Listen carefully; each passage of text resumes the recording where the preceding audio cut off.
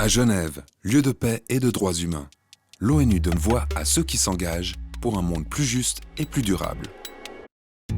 Geneva Witness recueille les témoignages inédits de ceux qui luttent pour des changements positifs.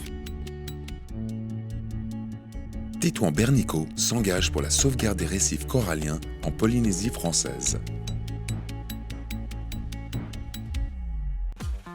Je suis né sur une petite ferme perlière et en fait, en grandissant, j'ai fait beaucoup de surf, de pêche sous-marine, d'apnée. Mon histoire avec les récifs coralliens, elle a commencé quand j'avais 16 ans. Je pars surfer avec mon petit frère et quelques amis de mon île Moorea, en Polynésie française. On arrive au spot de surf et pour la première fois, on voit des récifs, des coraux blancs. Et on s'aperçoit qu'en fait, le récif, il est blanc, il est en train de mourir, mais aussi que les récifs coralliens, ils nous donnaient tout dans notre vie. Que ce soit les meilleurs moments qu'on passe quand on surfe des vagues de récifs, le poisson qu'on mange, il nous protège des tempêtes et il y a plus de la moitié de l'oxygène qu'on respire qui vient des océans avec des récifs coralliens en bonne santé. Et du coup, cet après-midi-là, quand j'ai réalisé que ce qui me donne tout, mon terrain de jeu, etc., était en train de mourir, j'ai décidé d'agir en créant Coral Gardeners, une organisation qui est dédiée à la sauvegarde des récifs coralliens.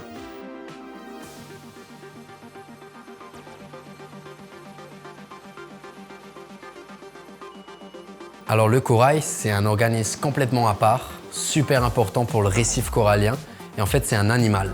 C'est une colonie de petits animaux qu'on appelle le polype, avec des tentacules, qui va créer le squelette calcaire et qui vit en symbiose avec un végétal, une microalgue qu'on appelle la zooxanthelle, qui va donner la couleur et l'énergie nécessaire à la survie du corail. Et comme ça, en ayant ce rassemblement de tous ces coraux, ça va construire le récif corallien. À travers la restauration récifale, il s'agit de planter du corail sur des parties du récif endommagées. On va collecter ce qu'on appelle des super coraux. C'est des coraux résistants au réchauffement de la planète qui ont su résister aux derniers phénomènes de blanchissement corallien.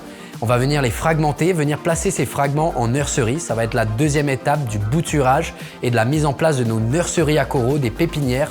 On va laisser les coraux grandir pendant plusieurs mois, plusieurs années, jusqu'à ce qu'ils arrivent à taille mature, qu'ils vont pouvoir lâcher les larves à coraux dans la colonne d'eau, dans le lagon. Et une fois que nos coraux sont arrivés à taille mature, on va pouvoir les fragmenter encore et venir les planter sur des zones du récif endommagées. Et comme ça, en replantant nos coraux, on va recréer de nouveaux récifs plus résistants avec nos super coraux et on va pouvoir redonner de la vie aux récifs coralliens et créer de nouveaux habitats pour la vie marine.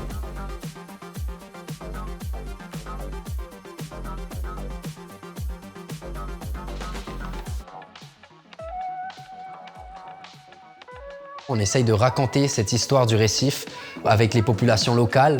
On va dans les écoles, on emmène les pêcheurs planter des coraux avec nous, mais aussi en utilisant les réseaux sociaux, on essaye de faire passer le message à travers des millions de personnes autour du monde.